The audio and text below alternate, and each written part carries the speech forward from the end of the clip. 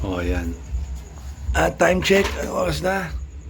So, 7:01. So, tayo ay maglo-load today para sa LPSU.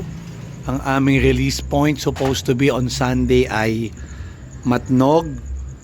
Pero, itatalon namin sa Allen. No? So, ang last toss ng Sunday is Legazpi. Supposed to be Matnog.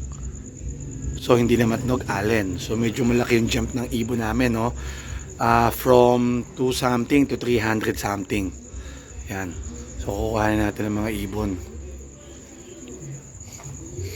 Ayan. Para hindi sila stress. Ayan. Madilim, no? So yun nga. Sabi ko nga, no, 7 yan eh.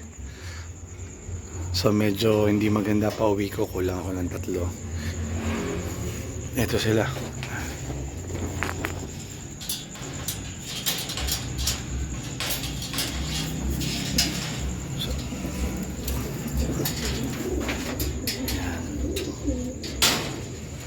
So ito yung isa. Meron pang isa dito. So ang panlaro ko dito nagkataon ay 2 cock at saka 2 hen. Tahimik na yung mga ibon, hindi naman sanay na sila eh. So hanapin natin yung isang cock. Ito yung perch nya. Ito siya. Okay. Yan. And then ayun, yung isang makulit talaga yung isang yan, kaya naalis ko yan eh pag nagpapatoka akong likalig nyan. Okay, so isa pang hen. Ayan. Okay.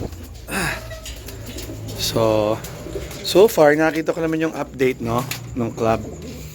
Ipinost nila yung 3 ibon natin sa young bird category ay within sa top 50 birds na nakasali.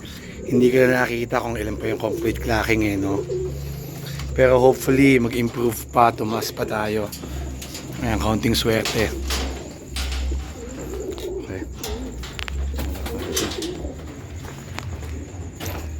Okay, mamaya na ulit pag nasa club na.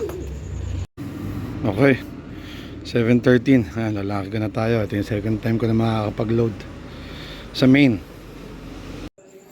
So time check 7:30. Yan. O, dito tayo sa LPSU.